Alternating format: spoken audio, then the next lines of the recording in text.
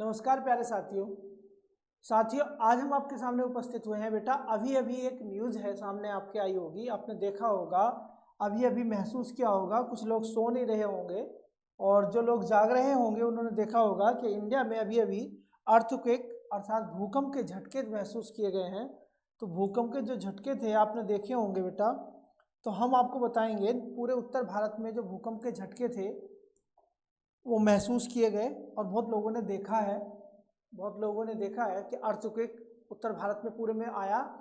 लेकिन उससे अभी जान माल की कितनी नुकसान हुआ है, कितनी हानि हुई है, अभी ये सूचना नहीं है। लेकिन अभी हम जैसे एजुकेशनल लोग होते हैं तो हम बता दें आपको कि भूकंप जो होता है वो कैसे आता है और वो कितनी बड़ी तबाही मचा सकता है। आपको बता दें जितने भी नेचुरल डिजास्टर हैं, जितनी भी प्राकृतिक आपदाएं हैं, उन सारी प्राकृतिक आपदाओं में सबसे ज़्यादा भयानक जो है वो अर्थक्वेक है। क्योंकि जितनी भी प्राकृतिक आपदाएं हैं, वो सारी प्राकृतिक आपदाएं जो हैं उनका पहले से अनुमान लगाया जा सकता है, लेकिन भूकंप का पहले से अनुमान नहीं लगाया जा सकता।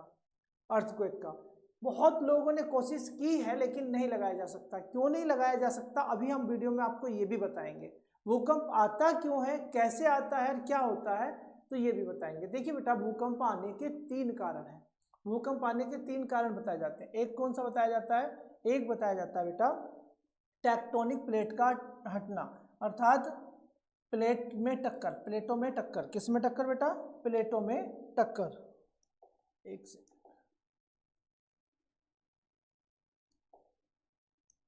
प्लेटों में टक्कर, प्लेटों में टक्कर एक कारण तो है ये, और जो कि सबसे महत्वपूर्ण कारण यही है। दूसरा कारण क्या बताया गया बेटा? दूसरा बताया गया ज्वालामुखी विस्फोट।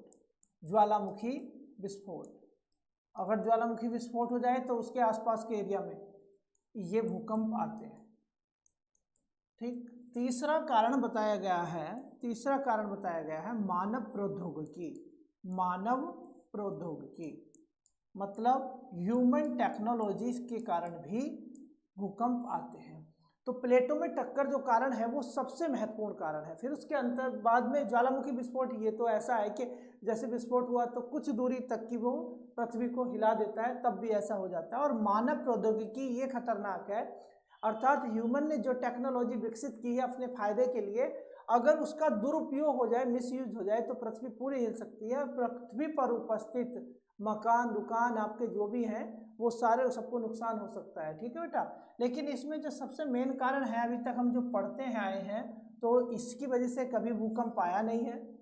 मानव प्रौद्योगिकी की वजह से, ज्वालामुखी विस्फोट की वजह से आते रहे हैं यदा कदा, लेकिन सबसे मुख्य कारण है ये आपका प्लेटों में टक्कर। तो प्लेटों में जो टक्कर होती है उसके कारण ये भूकंप आते हैं। अब मैं आपको थोड़ा सा चित्र बना करके आपको जल्दी से समझा देता हूँ बेटा कि भूकंप में क्या होता है। 3 रेज निकलती है। 3 रेज होती हैं, एक होती है आपकी P, एक S और एक होती है L।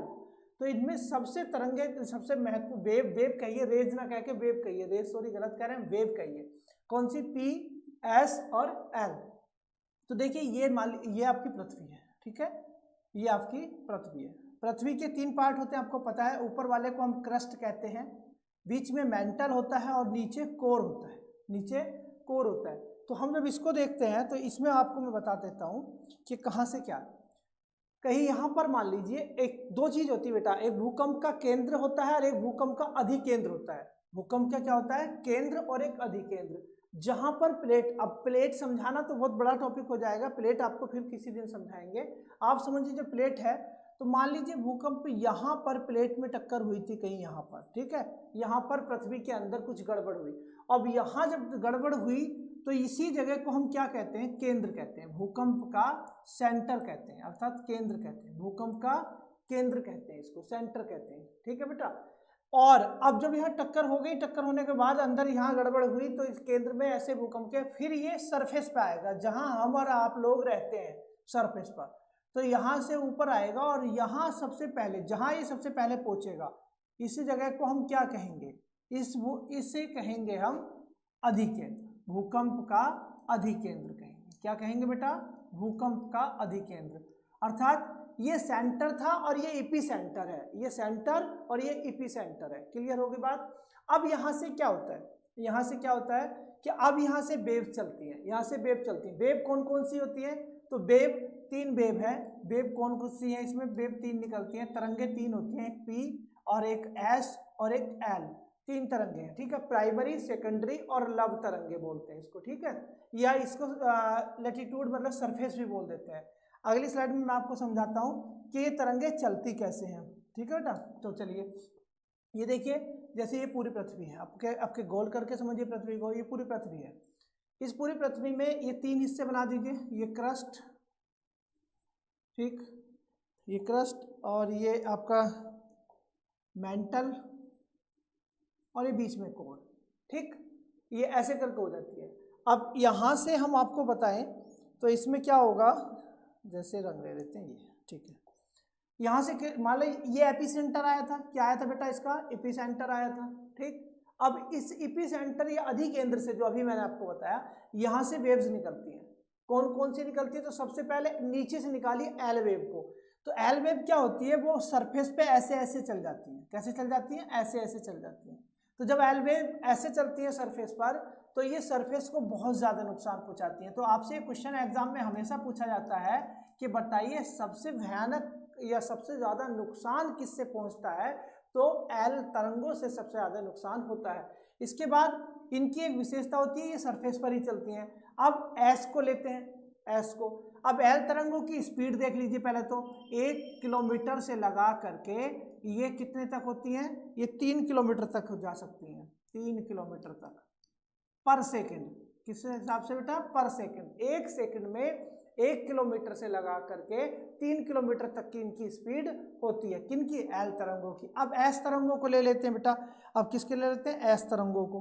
अब एस तरंगों की एक विशेषता होती है बेटा, एस तरंगों की एक विशेषता होती है, वो ऐसे चलते हैं, और जब ऐसे करके चलती हैं तो ऐसे चलती हैं, तो जब आगे जा करके ये पानी आ जाता है तो यहीं से ये ऐसे घूम जाती है, ये ऐसे घूम जाती है।